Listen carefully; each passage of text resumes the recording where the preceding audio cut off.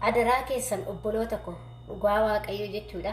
sirriitti of eeggannoo godha waan kanarraa jechuudha akkuma suuraa irratti argaa jirtan kana dhugaa dubbachuu fi waan kana argee jechuudha hedduu takka dhugaa bakka timaatimuu mara jibbisiise timaatimii na jibbisiise jechuudha wanta kanaa kun immoo baay'inaan jira keessattuu akkamitti of eeggaseetan timaatimii urataa qabu timaatimii gizee urataa qabu jechuudha akkuma argaa jirtanii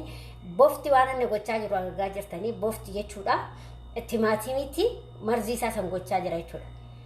gizee baay'ee nuti yookiin timaatimii tabalaashee ifaa yookiin waatu dheefaa jedhanii namoonni nyaatan illee hin jiru namoonni itti fayyadaman illee hin jiru garuu wanti suni gaarii miti keessattuu timaatimii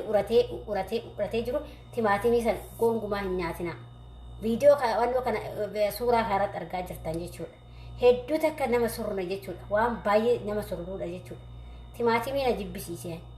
maal akka ta'e beeku argan guyyaa kana argeeti timaatimii na jibbisiise ashamaa akkam jirtu hordoftoota kabajamtoota chaanaala kootii kan biyya keessaa kan biyya alaa bakka jirtanitti nageenya waaqayyo isin haa baay'atu akkam jirtu ana obboleettiin keessan kana gaaguutuu qabaa galata waaqayyo isin illee baga nagaa taatanii isin jecha egaa warroonni chaanaala kiyyaaf immoo haarawaa taatan sabskraayibii gochuudha maamila keenya ta'aa warra ta'aa jirtanis immoo hedduun haa galatoomaa ulfaadhaa isin jedha akkasuma warroonni yaada kennaa jirtan illee na jajjabeessaa jirtan illee hedduu takka naa galatoomaa dhugaa rabbii waan isiniin jedhu qabu amantaadhaan kutaadhaan gandaan osoo isiniin qoodee hunda keessanuu isiniin jaalladha waaqayyo immoo anarra caalchisee isin haa jaalatu isiniin jedha iddaan sudhaan ka akkuma nama jalqaba suuraa isinii maxxanse kanarratti jechuudha dhugaa hedduu takka rifadhe wanta kana argee jechuudha yeroo baay'ee jechuudha timaatimii irraa of eeggadha sirriitti of eeggannoo godha yeroo baay'ee jechuudha ijoolleen timaatimii kana keessa jechuudha wanti kun yookiin marzii itti naquu danda'a waan ta'eef ciniinee marzii itti naquu danda'a kanaaf yeroo baay'ee of eeggadha akkasuma immoo ijoollee dhaamsa kiyyallee ijoollee mazaraa keessa daladdu adiraa keessan of eeggadha adiraa keessan of eeggannoo cimaa godha wanta kana raammoo kanarraa adiraa keessa waaqayyoon waa eegu hedduu ulfaata biyya ormaa kana keessa hin jiru jedhanii hin jira sirriitti jira keessayyuu eebanni saawudii kana keessa sirriitti jira jechuudha dhugaa dubbachuudhaa fi ijoolleen keessattuu badhoo minaamina daladanillee adiraa keessan of eeggadhaa asumaan dhaamsa kooti ijoollee dhiirafetillee ijoolleen immoo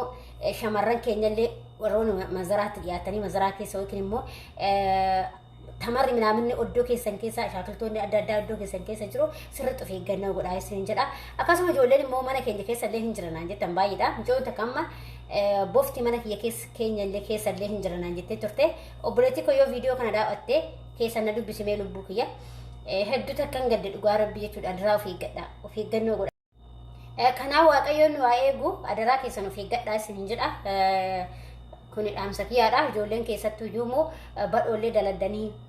yeroo baay'ee ijoollee baay'ee waan akkanaa kun nu bira hin dhufaa jedhanii jiranii amma keessattuu immoo yeroon kun hoo abadaa waan ta'eef inni gara qorraatitti achi gara manaatti ol deema inni illee mana gana minkeefii kanatti ol deema jechuudha yeroo raftaffaa keessattuu of eeggannoo cimaa godha dhugaa waaqayyo ijoolleen keenya adiraa keessan obboloota kun of eeggadhaa sirriitti jechuudha maaliif yeroo qorraa kana inni yeroo ho'aa kana inni amma eessa deema kara minkeefitti deema kara manaatti ol deema jechuudha keessattuu kara istirahaa minaaminatti yoo manni keessan kan dhiyaatee jiru ta'e yookiin immoo itti dhiyoo isaatitti kan jiru ta'e jechuudha bukkee isaatti jechuudha kanaaf wantoota akkasiisan sirriitti of eeggadhaa akkasuma immoo shintibeetiiwwan keessatti illee wanta akkanaa kun hin uumama wannaa dhaqa filaasha jedhasanii fi koroodeksii fi filaasha yeroo baay'ee dhiqaan jechuudha foolii san yoo arge immoo foolii filaasha fi koroodeksii yoo arge hin jaalatu jechuudha kan akkasiisanii ni fayyadamaa akkasuma warroon shaakiltii gibbii keessaa qabda illee sirriitti of eeggannoo godhaa gizee qulqulleessitan of eeggannoo godhaa rabbiin takkitti si cineenan hinduu jechuudha mucaa tokko viidiyoo isaa isinitti agarsiisa jechuudha hedduu takka ila ilmaan isa boo'ee jechuudha waan inni godhe jechuudha kanaaf adiraa keessan of eeggannoo godhaa waaqayyo sinaa eegu obboloota koo dhugaa waaqayyo jechuudha warri hurufa keessa dalagaa illee mucaan tokko maallaan jedhe hurufa keessa dalagaa badhoo dalaga jechuudha badhoo san keessatti osuma nuti ta'e jiru aratteedhe lamaa sadi ta'e dhufee numa jala ciciiseedha bakka numa jala ciciiseedha guyyaa meeqa jedhe guyyaa meeqa jedhe waan hin bakka maal goonaa akkamitti nurraa badanaan jedheetiniidhaan anis immoo biyyatti waan akkanaa kanaan hin badaa dhaga'ee jira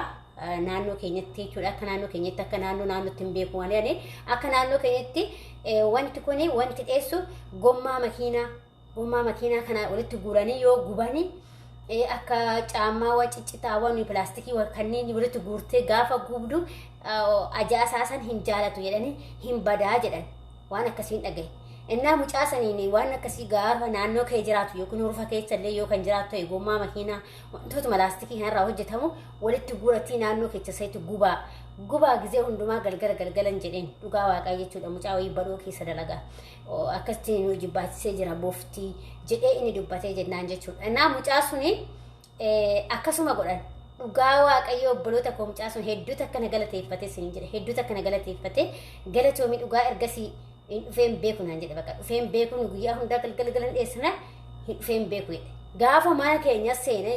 buluk jiree bakka mana keessa seenee bulee edaa min keefi soqa inni maaliif min keefi soqa jechuudha. Akkuma keenya kana itti ho'a waan ta'eef ho'a kan beektan ho'a isa Saawudii keessaa nama guba waan ta'eef. Inna ijoolleen baay'eetu na galateeffate ijoollee sun jechuudha.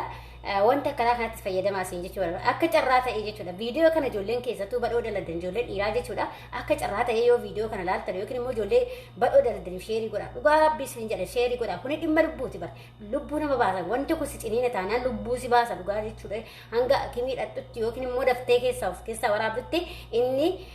marziisaa san gaafa inni marziisaa saniisitti naqee hinduuta jechuudha. Hinduuta dhugaa rabbii siin jedha. Kana waaqayyo nama haa baasu wanta kanaa kun badaadha jechuudha. Kanaaf wanta kana ofii olii sheerii godhaati ijoollee badhoo daladdu biraan nagaa dhugaa viidiyoo kana ijoollee badhoo daladdu biraan nagaa akkasuma immoo ijoollee mazaraa keessa daladdanillee isaan biraan illee nagaa adaraa keessa of eeggadhaa waaqayyo isinaa eegu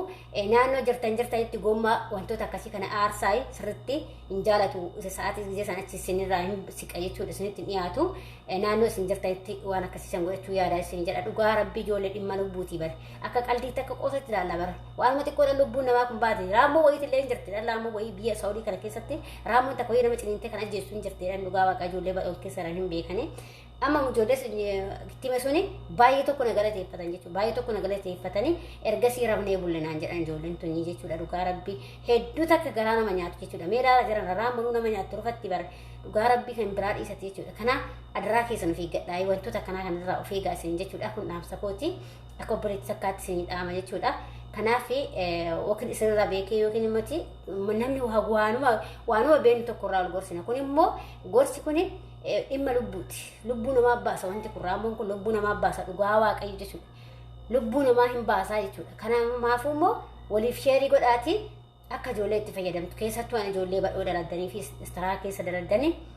sirriitti jechuudha. Sirriitti of eeggannoo godha rabbi sinaa eegu dhugaa waaqayyoon baay'ee sodaadha istaraa saniin an dhaqeetti sin beeku garuu istaraa gizee diggisii minaamin dhandhaa yeroo saniyyuu bakka biqiltuun gurguddaatii miti waan ta'eef yookiin immoo manzaraa gurguddaa jiru miti waan ta'eef jechuudha. Na istaraa raree manzaraa saniin baay'inaan jira istaraa immoo shantibeetii fa'aa keessatti baay'inaan argama akkasuma immoo qaabeetii fa'aa keessatti argaman jechuudha. Na kanaaf of eeggannoo godhaa waaqayyo sinaa eegu rabbi sinaa eegu dhugaa waaqayyo jechuudha. Video tokko sinifan agarsiisa settan agarsiisa video san jechuudha hedduu takka garaana nyaata mucaa san argee jechuudha baay'ee tokkon hin nyaannan tun nama nyaatti biyya Oromaa keessatti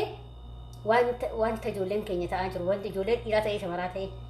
maal goonaree iyyuma mataratu biyyaan baasee waan hundan nu agarsiisa jechuudha. Naan akkasii isin jira biroota koyi akkasuma kaa warroonni gaafii qabdan gaafachuu dandeessanii akkasuma yaada fi qeeqaa qabaatan immoo koomentii irratti barreessuun dagatinaa isin jaaladha isin kabaja hordoftoota kiyya hunda keessaniyyuu